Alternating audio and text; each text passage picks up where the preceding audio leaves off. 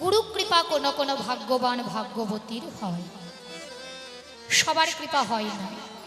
কৃষ্ণ কৃপা নিয়েই কিন্তু আমরা পৃথিবীতে জন্মগ্রহণ করেছি, তাই তো বাবা? তাহলে নতুন করে আর কৃষ্ণ কৃপা আমাদের পেতে হবে না। জীবনিত্য কৃষ্ণ দাস, আমরা জন্মবোধেই কৃষ্ণের দাস, অতএব কৃষ্ণ কৃপা আমাদের হয়েই রয়েছে। ওই যে শাস্ত্রে বলছে কৃষ্ণ কৃপা জগৎময়, অর্থাৎ এই জগতে কৃষ্ণ কৃপা হয়েই রয়েছে। গুরু কৃপা কোনো কোনো ভাগ্যবান ভাগ্যবতীর হয়। আর যদি ওই গুরু কৃপা বদলে গুরু অপরাধ হয়ে যায়, গুরুর চরণে যদি এক বিন্দু অপরাধ হয়ে যায়, তাহলে শাস্ত্রে কি বলছে? গুরু ছেড়ে গোবিন্দ ভজে, সেই পাপী জন্মে জন্মে নরকে মজে। বৈষ্ণব চরণে যদি হয় ক্ষুদ্র অপরাধ, মহাভজন হইতে পড়ে যায়, পড়ে যায় বা। জয় রাধে। অতএব বৈষ্ণব চরণে সাবধান। ওই বৈষ্ণব চরণে তুমি জানতেই অপরাধী করো আর অজান্তেই অপরাধী করো, যদি কোনো অপরাধে তোমার লেগে যায়, সেই অপরাধ বাবা কখনো খণ্ডাবার নয়। যেমন আগুন, দার্শনিক দৃষ্টান্ত দিচ্ছে যে আগুনে তুমি জেনেই হাত দাও আর না জেনেই হাত দাও, কি গো? হাত পুড়বে। সে ছোট বড় অন্ধ বা চোকালা কিছুই বোঝে না। আগুনের দাহিকা শক্তি দ্বারা আগুনের ক্রিয়া হচ্ছে, তার দাহিকা শক্তি দ্বারা সে পুড়িয়ে ছাই করে দেবে। তদ্র বৈষ্ণব চরণে যদি কোনো ব্যক্তি, মূঢ় ব্যক্তি যদি অপরাধ হয়, সেই অপরাধ কখনো খণ্ডাবার নয়। বৈষ্ণব চরণে অপরাধ করলে আমাদের মহা মহাভজন হইতে বাদ পড়ে যায়। ও বাবা জানে, যাদের কথা শ্রবণ করলে আমরা কর্ণমূলে হাত দিই, শিরূপ সনাতন ভট্ট রঘুনাথ, যে গোপাল ভট্ট দাসের রঘুনাথ, এই ছয় গোসাইয়ের করি চরণ বন্দন, যাহা হইতে ঘুচে ভাই অধিষ্ঠ পুরা। এই ছয় গোসাই যবে ব্রজে কইলেন বাস, রাধা কৃষ্ণের নিত্য লীলা করিলেন প্রকাশ। সেই ছয় রূপ মানে ছয় গোস্বামীর মাঝে রূপ গোস্বামী নামে পরম বৈষ্ণব, পরম ভগবানের ভক্ত, তাকেও বৈষ্ণব অপরাধ ক্ষমা করে দেয়নি। আপনারা হয়তো অনেকেই জানেন, শাস্ত্রসম্মত যারা বোঝে তারা জানেন বাবা, রূপ গোস্বামী ধ্যান করে সেই ধ্যানে দেখছে, ধ্যানমগ্নে দেখছে যে রাধারানী আর গোবিন্দ বৃন্দাবন লীলা দর্শন করছে। সেই রূপ গোস্বামী বৃন্দাবন লীলাতে দেখছে যে রাধা গোবিন্দ নিকুঞ্জ কাননে গিয়ে সেই ফুল বনে গিয়ে ফুল দর্শন করছেন, পুষ্প। আর পুষ্প দর্শন করে রাধারানীর একটি পুষ্প বাবা খুব পছন্দ হয়েছে। তা পুষ্পটি রাধারানী বারবার তুলতে যাচ্ছে, কিন্তু এতটাই উপরে যে রাধারানী নাগাল পাচ্ছেন, কিছুতেই নাগাল পাচ্ছে। আর যেই না হাত না পায় তখন বলে, ও প্রাণনা, ও বধূ, ওই দেখো না, ওই উপর ডালে একটি সুন্দর ফুল ধরে রয়েছে, তা ফুলটি আমার বড় পছন্দের, দাও না বধূ, তুমি আমায় তুলে আমার খোপার মাঝে গুজে দাও, আমি খুব আনন্দিত হই। এবার গোবিন্দ বলে, না রাধে, ফুলটি যখন তোমার পছন্দ তাহলে তোমাকেই তুলতে হবে। তখন কি করেছে জানে, আমি যখন তুলবো বধূ, আমি তো নাগাল পাচ্ছি না, তাহলে তুমি আমায় একটু কোলে তুলে ধরো। আহা, গোবিন্দ তখন রাধারানীকে কোলে তুলে ধরেছে, ঠিক এমন ভাবে চেপে ধরে তুলে ধরেছে।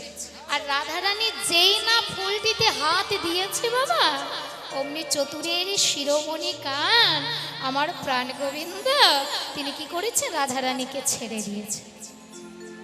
আর যেই না রাধারানীকে ছেড়ে দিয়েছে, অমনি দেখো রাধারানীর অঙ্গটা কতটা হালকা, কতটা ফুলের মতো নরম, কতটা হালকা তুলোর মতো, যে একটি ফুলের পাপড়ে ধরে রাধারানী ওই ফুলটি ধরে ফুলের মাঝে ঝুলছে। বলে হরি গোবিন্দ ছেড়ে দিয়েছে আর রাধারানী সেই ফুলটি ধরে ফুলের ওপরে ঝুলছে। হ্যাঁ, আর এই লীলা দর্শন করছেন কে বাবা, স্বয়ং রূপ গোস্বামী।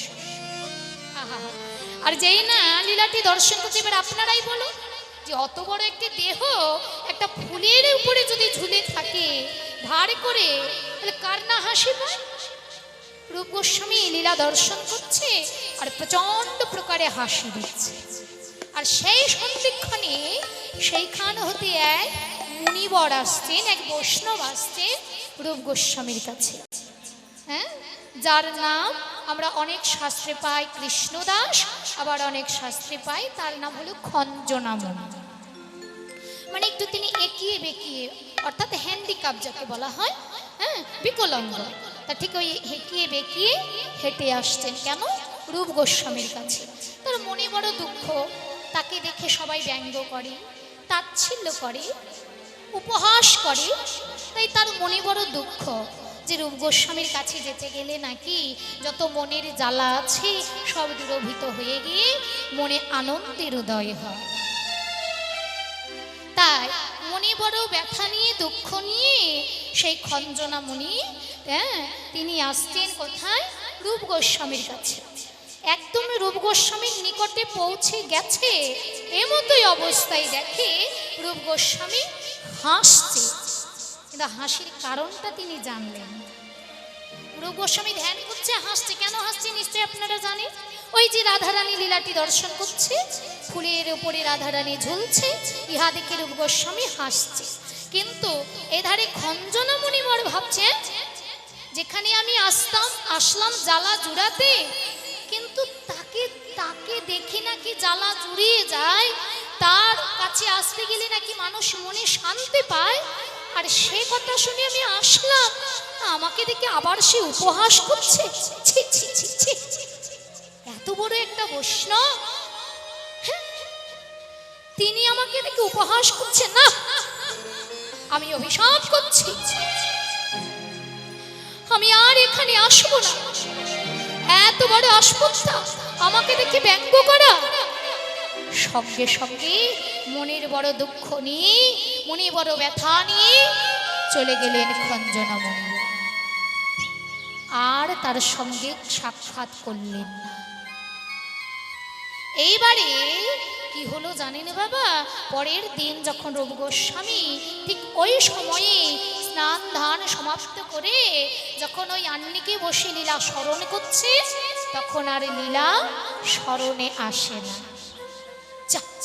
কি হলো, লীলা কেন স্মরণে আসে না? এত চেষ্টা করছে, এত ভগবানকে ডাকছে, এত নয়নের জলে ভেসে যাচ্ছে রূপ গোস্বামী, কিন্তু তার লীলা আর স্মরণে আসে না। সঙ্গে সঙ্গে তার দাদা সনাতনকে ডেকে বলে, দাদা সনাতন, কি এমন আমার অপরাধ হলো, কি এমনই আমার পাপ হলো, কি এমনই আমি অপরাধ করলাম দাদা? আমি লীলা স্মরণে বসছি বটে, কিন্তু লীলা তো আমার স্মরণে আসে না দাদা, কি এমন আমি অপরাধ করলাম?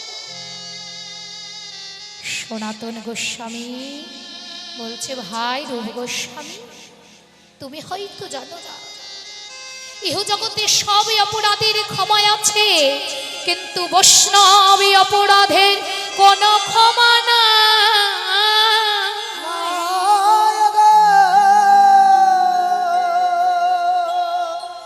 আমার মনে বলছে, শোনো ভাই, তোমার কোনো বৈষ্ণব অপরাধ হয়েছে, তাই সেই বৈষ্ণবী অপরাধের কারণে তুমি আজকে লীলা স্মরণ করতে পারছো না, লীলা দেখতে পাচ্ছ না। এক কাজ করো, তুমি এই বৃন্দাবনে যত বৈষ্ণবী আছে সমস্ত বৈষ্ণবীকে তুমি সেই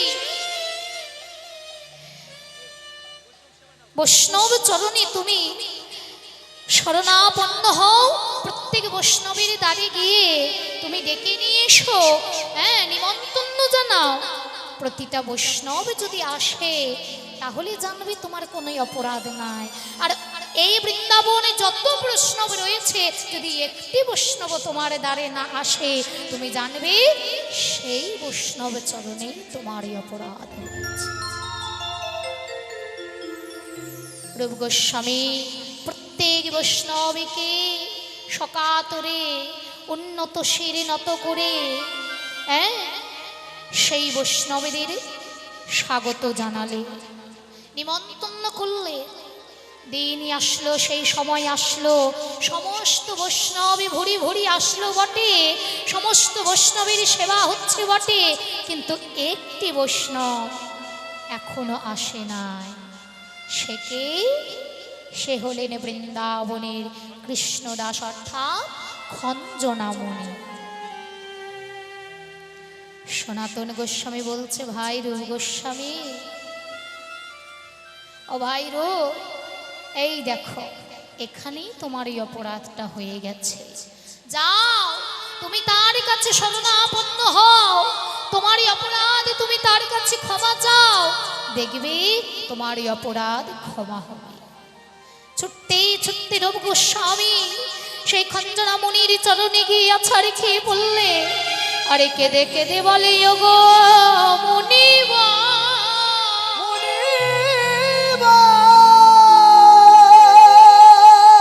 না জানি কোন অপরাধে, না জানি কোন দোষে আপনি আমায় অপরাধী করেছি। আমার যদি কোনো ভুল ত্রুটি হয়ে থাকে, নিজ সন্তান জ্ঞানী, নিজ সন্তান জ্ঞানী আপনি আমায় ক্ষমা করিবে, ক্ষমা করে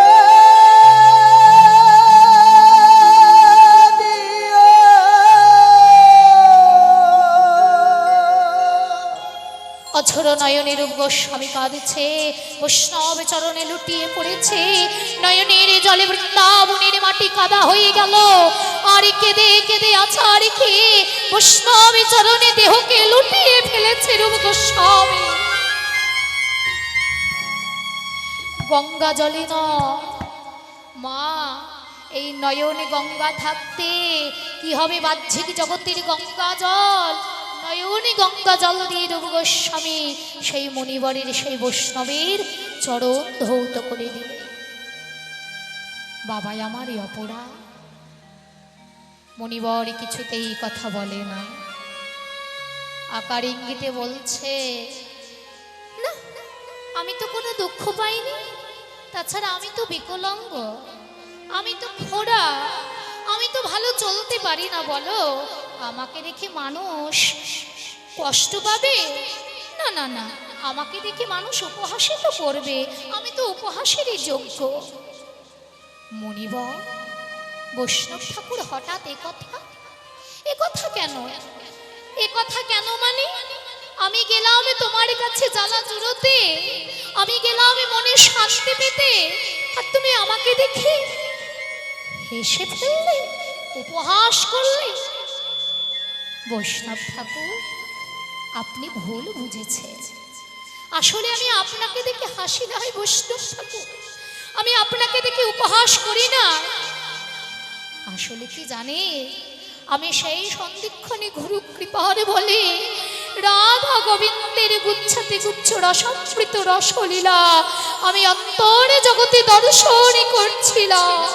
নিতাই গৌর হরি বল, হরি বল। এতে যদি আমার কোনো অপরাধ হয়ে থাকে আপনি আমায় ক্ষমা করুন বৈষ্ণব ঠাকুর, আমি আপনার চরণে শরণাপন্ন। সেই খঞ্জনা বৈষ্ণব ঠাকুর আর থাকতে পারলেন না।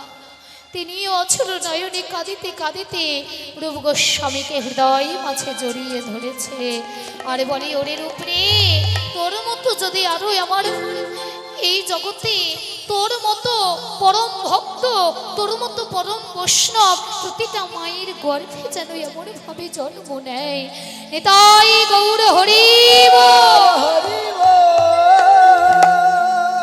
তা বাবা, ওই বৈষ্ণবী অপরাধ একটা এমনই, জানতেই হোক বা অজান্তেই হোক, যদি কোনো অপরাধ বৈষ্ণব চরণে হয় সেই অপরাধ কখনো খণ্ডাবার নয়। আহা, তাই সাবধান, বৈষ্ণব হতে সাবধান। আজকে রাধারানী ললিতা বিশাখাকে ডেকে বলে, সজনী রে, ওরে আমারে মরমিয়ারে, সজনী রে আমারে, আমারে প্রাণবল্লভ, গোষ্ঠের সাজে সজ্জিত হয়ে নবলক্ষ ধেনু একত্রিত করে দিয়ে বোধই আমারে বেনু বাজাতে বাজাতে গোচারণে গেল রে। ওরে সজনে রে, সজনে সকালে গো ওই গো ধেনু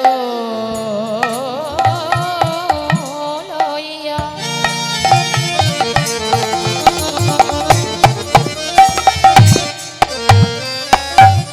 ওরে মরমিয়া রে,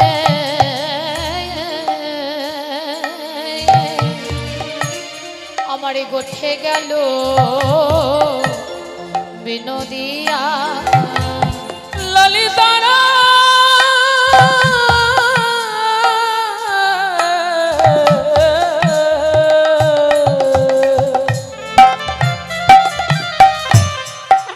ওই না সকালে গো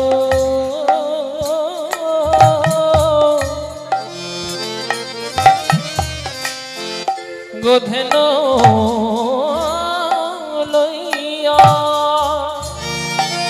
এটাই গৌর প্রেমানন্দে হরি সজনে আহা, গোঠে গেল বিনোদিয়া, সজনে দিয়া সিংহা বেনো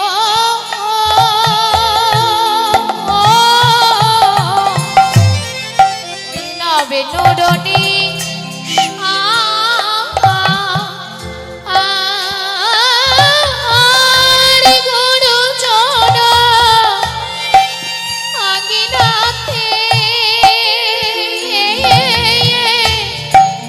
সজনী রে, আমি না পারিলাম ওরে বাহির হতে,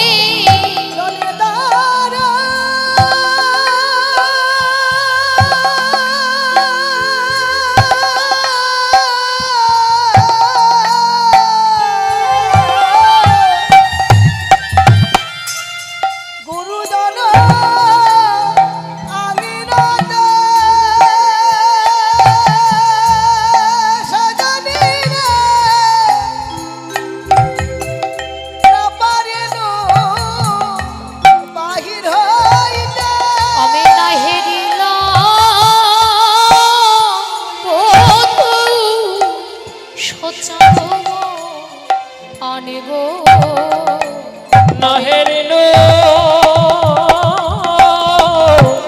সোচাদ বয়া, সজনী দেখা হলো না রে, দেখা হলো না রে, দেখা হলো না রে, দেখা হলো না রে, হাসিয়া বাসিয়া বদনে দেখা হলো না রে, ওই না হাসিয়া বাসিয়া বদন দেখা হলো না রে, হাসিয়া বাসিয়া বদনে দেখা হলো না রে, হাসিয়া বাসিয়া বদন মনের আশা মনে রইল, হাসিয়া বাসিয়া বলো ধনী হৃদয় গৌর হরি মেরা সামনে রইল, মেরা সামনে রইল, মনের আশা মনে রইল, দেখা হলো না রে, আমি না হেরিল সোচা দেবা ললিতা, ওরে আমার মরমে সখী, মরমিয়া বিশাখারি, জানিস সজনী, মনে বড়ই আশা ছিল বধুর হাসিয়া বাসিয়া বদন দর্শন করব, কিন্তু হলো না। কথাই আছে ভাগ্যে নাই গিয়ে আর ঠক টকালে হবে। আমার বদন দর্শন করার ভাগ্যেই নেই, কি করে হবে বল? বল না সখী। কোনে পথে গেল শ্যাম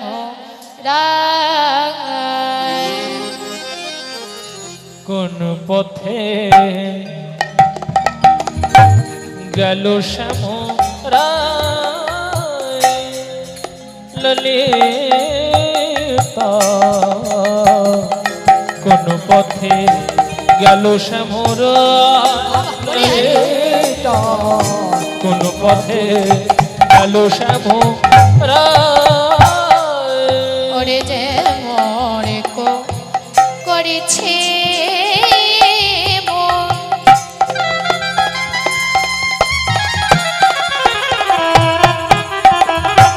আমার প্রাণ কনে ও চাটন যে করিছে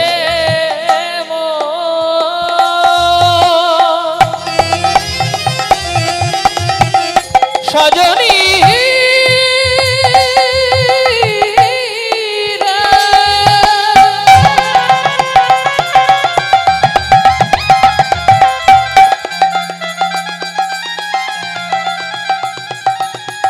আমার আমার প্রাণ সজনী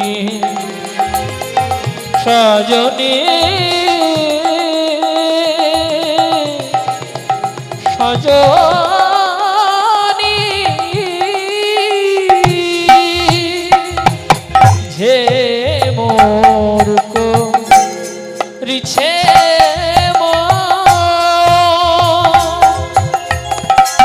প্রাণ করে উচ্চা ছদ মুখ দেখিলে জোড়া, চাঁদ মুখ দেখিলে জোড়া, কোন পথে গেল শ্যামর কোন পথে গেল শ্যামর ললিতা, কোন পথে গেল শ্যাম যশোমতি নন্দ ঘোষ তাহারি কি দিব দোষ, গোকুলে গোধেনু হইল আমার সবার প্রাণধন গোকুলের জীব, দেখো গোঠে গেল মদন গো।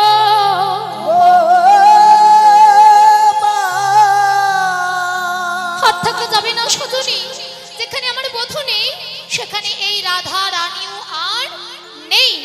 চলো যাই সেই পথে পশুরা লইয়া মাথি, যেখানে আছে শ্যামরায় যদুনাথ দাসে কয় বিলম্ব নাহি কোশয়, তুরিতে গমন কর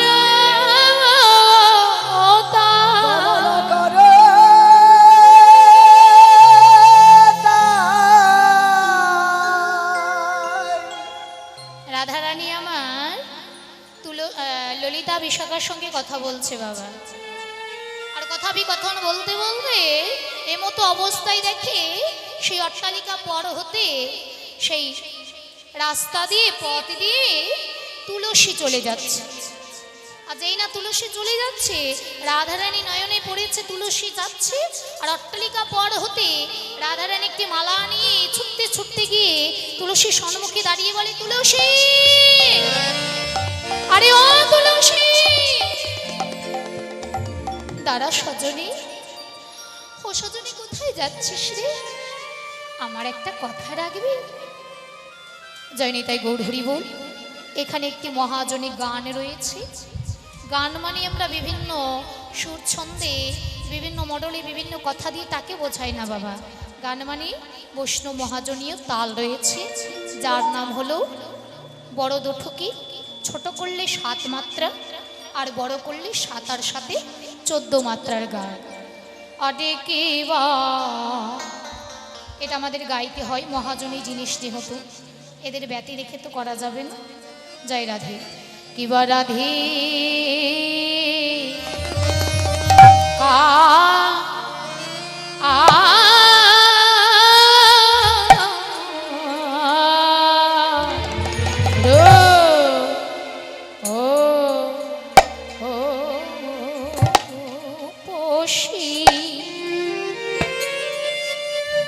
রাধিকা রূপসে লো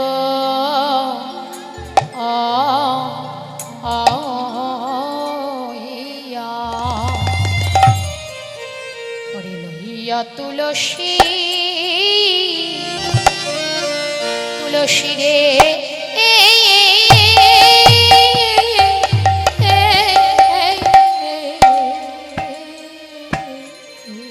আরে কিবা রাধে রাধে, জয় গুরুদেব। কা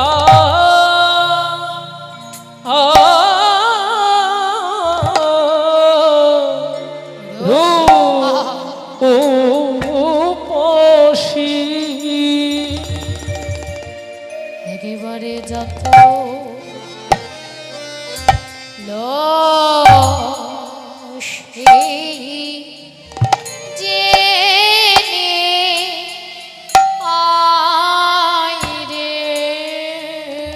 একেবারে যত লোসি জেনে আয় রে, আমার পরা বধূ কেমন আছে, যত লোসি জেনে আয় রে, পরা বধূ কেমন আছে, সুখী আছে না দুঃখী আছে, আমার পরাণ বধূ কেমন আছে, সুখে আছে না দুঃখে আছে, আমার পরাণ বধূ কেমন আছে, সুখে আছে না দুঃখে নিতাই গৌরী প্রেমানন্দে হরি বল। পরাণ বধূ কেমন আছে, সুখে আছে না দুঃখে আছে, পরাণ বধূ কেমন আছে, সুখে আছে না দুঃখে আছে, পরাণ বধূ কেমন আছে, সুখে আছে না দুঃখে আছে, পরাণ বধূ কেমন আছে, দুঃখে আছে, পরাণ বধূ কেমন আছে, সুখে আছে না দুঃখে আছে, পরাণী বধূ কেমন আছে, সুখে আছে না দুঃখে আছে, ওই পরাণ বধূ কেমন আছে, সুখে আছে না দুঃখে আছে, পরাণ বধূ কেমন আছে, সুখে আছে না দুঃখে আছে, পরাণ বধূ কেমন আছে, সুখে আছে না দুঃখে আছে, আমার পরাণ বধূ কেমন আছে, সুখে আছে না দুঃখে আছে, পরাণ বধূ কেমন আছে, সুখে আছে না দুঃখে আছে, পরাণ বধূ কেমন আছে, সুখে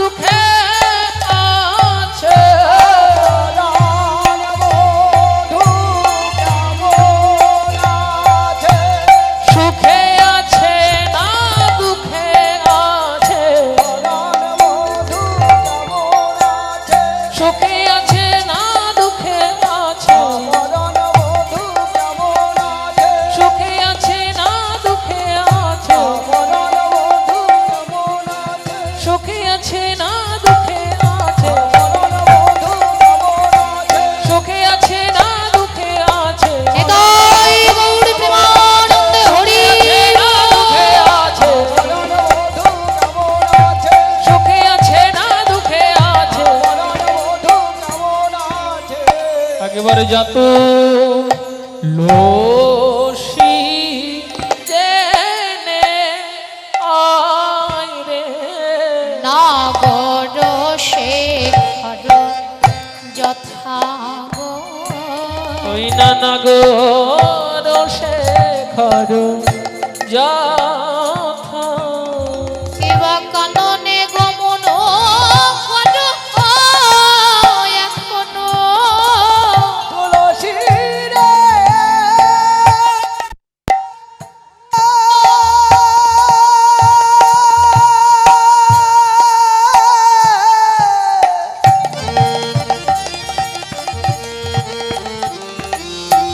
তুলসী রে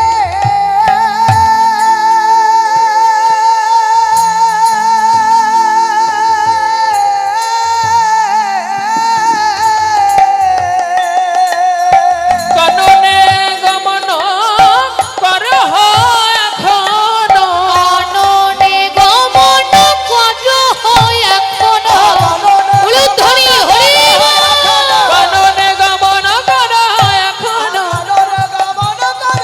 আহা নাগর শেখর যথা নাগর শেখর যথা নগর শেখর যথা নগর শেখর যথা জেনে আয় রে জেনে আই রে বলি ও তুলসী জেনে আয় রে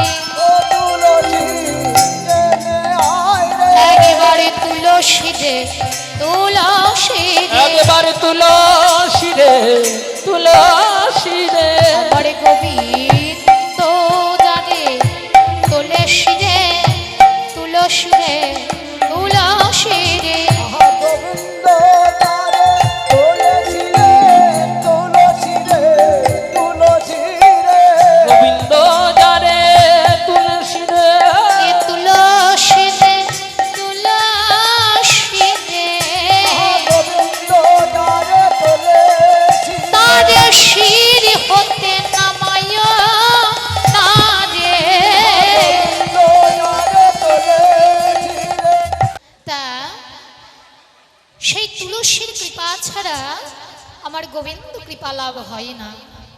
তাই তুলসী রে ওই বিদুরের গৃহে ছিল না 56 ভোগ, ছিল না 36 ব্যঞ্জন, কিন্তু দুর্যোধনের গৃহে তাহা ছিল। কি বাবা জয় রাধে, দুর্যোধনের গৃহে 56 ভোগ ছিল, 36 ব্যঞ্জন রয়েছিল, কিন্তু গোবিন্দ কি তাহা সেবা করেছিল? কেন করেন নাই? তাহাতে এই মন তুলসী দেওয়া ছিল না। অতএব তুলসী যেখানে নেই সেই বস্তু কখনো ভগবানের সেবায় লাগতে পারে না। যতক্ষণ না তুলসী পত্র দিয়ে গোবিন্দর প্রতি নিবেদন করছেন ততক্ষণ অবধি সেটা ভোগ হলো না বাবা, সেটা প্রসাদ হলো না, সেটা একটা খাবার হয়ে গেল, হ্যাঁ খাবার বস্তু। কিন্তু যখনই ওই বন থেকে ছোট্ট একটা তুলসী পত্র এনে সেই খাবারের ভেতরে যদি পত্রটি নিবেদন করা যায় তৎক্ষণাৎ খাবার আর খাবার থাকে না, সেটা হয়ে যায় প্রসাদ তুল্য। নিতাই গৌর হরি বল। আবার গোবিন্দ সেবা করলে হয় প্রসাদ, আবার সেই সেবা যদি সেই উচ্ছিষ্ট যদি কোনো বৈষ্ণব সেবা করে, কোনো ভক্ত সেবা করে, জয় রাধে। সেই সেবাটি আবার হয়ে যায়, সেই প্রসাদটি হয়ে যায় বাবা মহাপ্রসাদ, তাই না? তাহলে জয় রাধে, সেই প্রসাদ হয়ে যায় তখন মহাপ্রসাদ। প্রসাদ আর প্রসাদ থাকে না। তাহলে সেই খাবারটি যখন তুলসী দিয়ে গোবিন্দ বদনে তোলা যায়, নিবেদন করা যায়, সেটা হয় প্রসাদ। আবার সেই প্রসাদে যদি আমার বৈষ্ণব বদনে তুলে দেওয়া যায়, সেটা হয় মহাপ্রসাদ। তাই জগজ্জননী নয়নানন্দ লীলা পুরুষোত্তম বলছে তুলসী, তিনি আজকে জগৎজীবকে শিক্ষা দিলে। রাধারানী বলে তুলসী রে, তোর কৃপা ছাড়া তুই আমারে গোবিন্দ কৃপা হয় না রে। তাই এই রে তোর তরে আমি একটি মালা গেঁথেছি সজনী, এই মালাখানি, ওই মালাটি জয় রাধে, হ্যাঁ ওই মালাটি আমার গোবিন্দ তরে তুই দান করি আয় না সজনী। এই দেখ কত সুন্দর মালা গেঁথেছি। রাধারানী মালাটি তুলসীর হস্তে তুলে দিলেন। পান্তা বলে তুলসী যেই না যেতে যাবে বাবা, এমতই অবস্থায় রাধারানী বলে তুলসী দাঁড়া দাঁড়া, হ্যাঁ এত ছটফট করছিস কেন, এত অস্থির হয়ে পড়েছিস কেন সজনী? হ্যাঁ এক কাজ কর, আমার গোবিন্দের কাছে যখন তখন যাওয়া যায় না তুলসী, তার একটা নির্দিষ্ট সময় রয়েছে। সময় বুঝিয়া সরস হইয়া, সময় বুঝিয়া সরস হইয়া, বুঝিয়া সরস হইয়া, মিলিবি না গুরু ওগো সময় বুঝিয়া সরস হইয়া, মিলিবি না গোরকা। চতুর নিকটে কহিবা চতুর নিকটে কহিবা কপটে, রাখিবা আপন মা। আর চতুর নিকটে কহিবা কপটে, রাখিবা আপন নারীর মনে যেন খোয়াস না, নির্মাণ জন খোয়াশনা, মনে বজায় রেখে কথা বলিবি, মনে যেন খোয়াস না। মানে কথা রেখে কথা বলিবি, মান জন খোয়াশনা। এই যে কথাই রয়েছে বাবা, আগেকার মা বোনেরা মহাজনের একটা কথা বলতেন, ও মা, যে মানির যদি প্রাণ চলে যায় মানি তাতেও রাজি, কিন্তু তার মান দিতে সে কখনোই রাজি নয়। তার প্রাণীর চাইতে মানের মূল্য অনেক অনেক বেশি। তাই প্রাণ চলে যাক তাতে কোনো ক্ষতি নেই, তার মান সম্মানটুকু যাতে বজায় থাকে।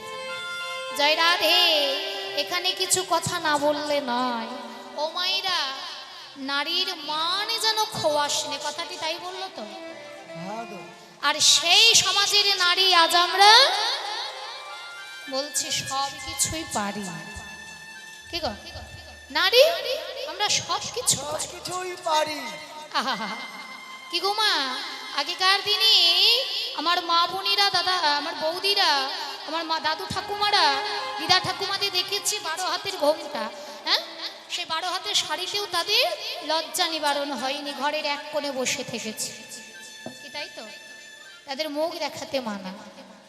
তাহলে বাবা আজকে তুলসীকে বলছে, তুলসী দেখ তোকে দেখে জগৎজীব শিক্ষা অর্জন করছে, তোর কৃপা ছাড়া গোবিন্দ কৃপা হবে না।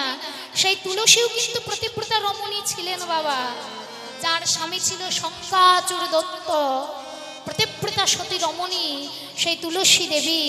সেই তুলসীকে আজকে ডেকে ডেকে রাধারানী বলে, তুলসী যাবে যা গোবিন্দের কাছে, কিন্তু একটু সময় বুঝে প্রবেশ করে, সময় বুঝে প্রবেশ করবি, সময় বুঝে প্রবেশ করবে, সময় বুঝে প্রবেশ করবি, সময় যেন খোয়াস না রাস্তে।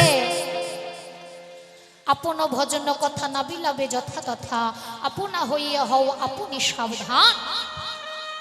তুলসী যেখানে সেখানে যে সে কথা বলতে নেই, নিজের ভজনের কথা, সাধনের কথা সময় বুঝে ঠিক উপযুক্ত জায়গাতে সেখানে প্রয়োগ করতে হয়। হরি বল।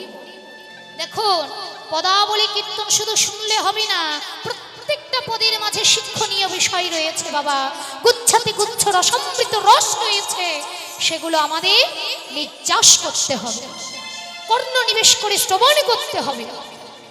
কি বলছে? বলছে আপন ভজনে কথা না বেরাবে যথাতথা, যেখানে সেখানে বলো না, সময় বুঝে ঠিক সময় মতো সেখানেই তুমি প্রয়োগ করো। আমাদের তিনটে কাল, বাল্যকাল, যৌবনকাল, বার্ধক্যকাল। এই যে সকাল, দুপুর, সন্ধেকাল, তাই তো তিনটে কাল। তা সকালটাকে বলা হলো বাল্যকাল, দুপুরটাকে বলা হলো যৌবনকাল, আর সন্ধেকালকে বলা হলো বার্ধক্যকাল, মানে অন্তিম সময়।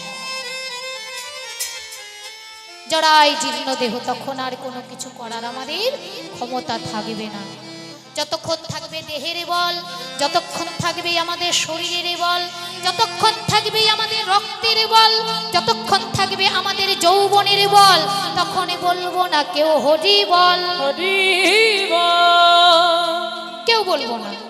কিন্তু যেই দিনে ফুরিয়ে যাবে দেহের বল, যেই দিনে ফুরিয়ে যাবে আমাদের রক্তের বল, যেই দিনে ফুরিয়ে যাবে আমাদের যৌবনের বল, সেই দিনে একমাত্র বদনে বলবো হরি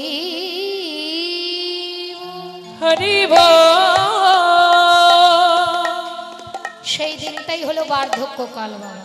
সেদিন রক্তের তেজও থাকবে না, সেই দিন দেহের বলও থাকবে না। এটি গানের ভাষায় শুনেননি? যারা আগে এলো, যারা পরে এলো তারাই আগে চলে যাবে। যখন মায়ের গর্ভ হতে পৃথিবীতে এসেছিলাম তখন চোখের দৃষ্টি কি পেয়েছিলাম বাবা? পরেই চোখের দৃষ্টি পেলাম, তাই না? একে একে শ্রবণ শক্তি পেলাম, সব আস্তে আস্তে। খাবার জন্য দাঁত পেলাম, তাই না? চলার জন্য চরণ পেলাম, চরণে শক্তি পেলাম, মন পেলাম, বুদ্ধি পেলাম। এরা পরে এলো, আমি আসার পরে এরা আসলো। কিন্তু দেখা যাচ্ছে আমি আছি, কিন্তু যারা পরে এলো তারা একে একে সবে আগে চলে গেল, চলে গেল।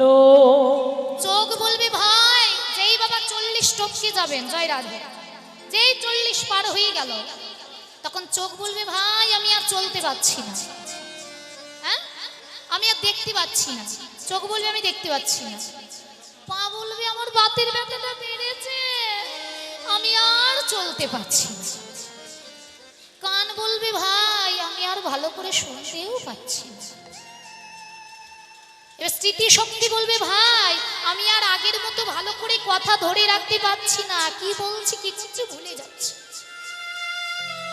দেখছেন এরা পরে এলো, কিন্তু এরা আরে আগে আগে আগে একে একে বিদায় নিল। তাই সময় থাকতে যাহা কিছু করবে